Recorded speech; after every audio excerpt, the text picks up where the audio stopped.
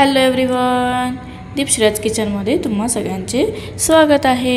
पावसाळा तर सुरू झालेलाच आहे आणि मार्केटमध्ये आता वेगवेगळ्या रानभाज्या यायला सुरुवात झाली आहे। तर पावसाळ्यामध्ये एक अळूची पानं मिळतात, म्हणजे अळूवड्या बनवायची जी पानं असतात ती ऑल सीझन असतातच अवेलेबल। पण जे अळूवडीच्या व्यतिरिक्त अजूनही अळूची पानं असतात ज्याची आपण भाजी बनवतो, पातळ अशी भाजी बनवली जाते। आणि ही जी अळूची पानं आहेत ती मोस्टली फक्त पावसाळ्यामध्येच मिळतात। तर अशा अळूच्या पानांची भाजी, पातळ भाजी कशी बनवायची ते आज आपण बघणार आहोत। चला तर मग आपण रेसिपीला सुरुवात करूया।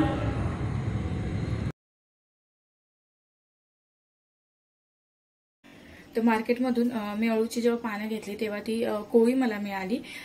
जर पानं कोवळी असतील तर इथे असा जाडसर भाग नसतो, पण जर पानं जर थोडी मोठी असतील तर इकडे जर जाडसर भाग असेल तर तो जाडसर भाग आहे तो हा अशा प्रकारे काढून घ्यायचा आहे। आता हे पान कोवळं आहे त्यामुळे ह्याला इथे असा जाडसर भाग नाही, त्यामुळे मला ह्या सगळ्या पानांचा हे जो मागचा भाग आहे तो काढून घ्यायची गरज लागली नाही।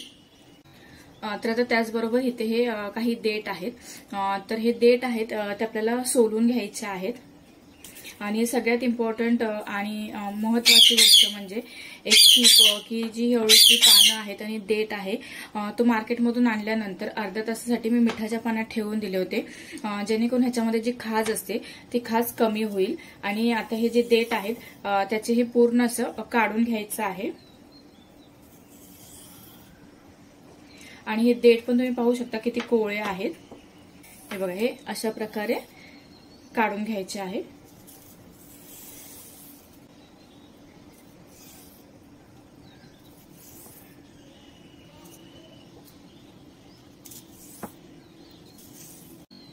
तर अशाच प्रकारे मी जे सगळे देठ आहेत त्यांचे हे वरची जी साल आहे ते मी काढून घेणार आहे। शक्यतो कोवळं अळू मिळालं तर चांगलीच गोष्ट आहे, कारण की कोवळं जे अळू असतं त्याला अजून जास्त चांगली चव येते। तर आता मी ते अळूची पानं आणि देठ आहे त्यांचे दोन वेगवेगळे भाग करून घेतलेले आहेत। तर पानं वेगळी चिरा, देठ वेगळे चिरा असं करण्यापेक्षा आपलं पटकन काम होईल अशी टीप आहे। तर आता इथे देठ ठेवलेले आहे दोन्ही साईडला अर्धे अर्धे करून। तर आता ही जी पानं आहेत ते आपल्याला अशी फोल्ड करून घ्यायची आहेत, असं दाबून घट्टसर असे फोल्ड करून घ्यायचे। हे देठ आहेत ते पानामध्येच ठेवून असं आपल्याला रोल करून घ्यायचं आहे। आता हा रोल तयार झाला तर आता हा रोल आहे तो आपल्याला चिरून घ्यायचा। हे बघा, अशा प्रकारे म्हणजे देठ आणि पानं दोन्ही सुद्धा एकसाथ चिरलं जातं, डबल डबल चिरत बसायची गरज नाही।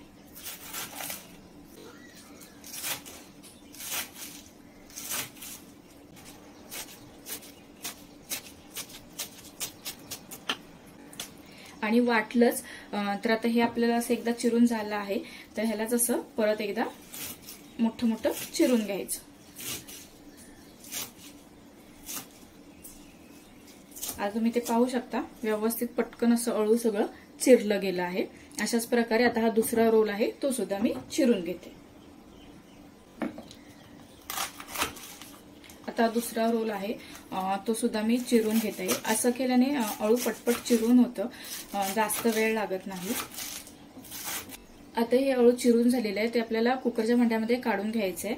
ऑलरेडी मी पहिला रोल जो चिरला होता तो कुकरच्या भांड्यामध्ये काढून घेतलेला आहे। आता ह्याला सुद्धा मी कुकरच्या भांड्यामध्ये काढून घेते।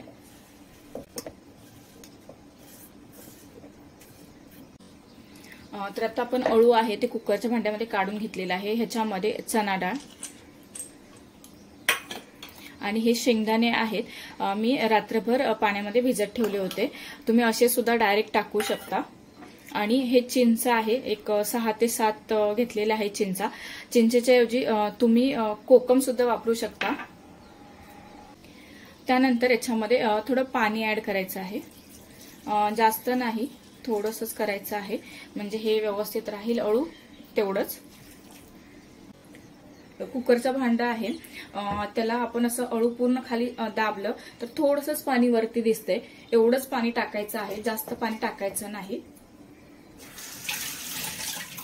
आता आपण याला एक 2 ते 3 शिट्ट्या काढून घेऊया।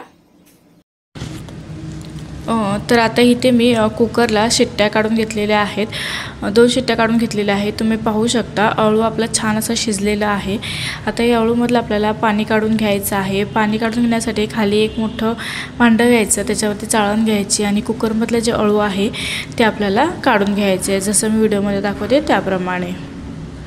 आपण याचं पाणी काढून घेतलं की त्यामुळे जे अळूची खाज असते ती पाण्यातून निघून जाते आणि आपल्याला अळू खाल्ल्यावर खवखवणे वगैरे असं काही होत नाही.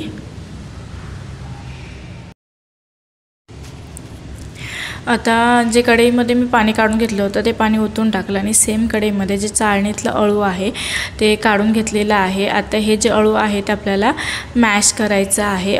छान असं व्यवस्थित असं मॅश करून घ्यायचं.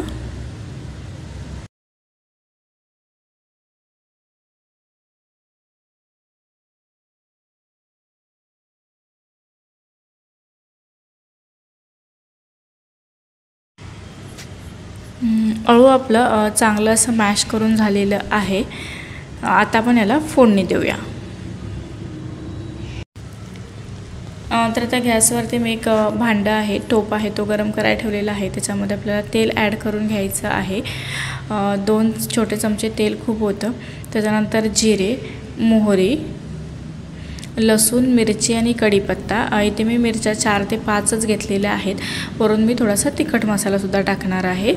त्यानंतर हिंग आणि याची फोडणी आहे ती थोडीशी परतून घ्यायची जेणेकरून ते करपले जाऊ नये.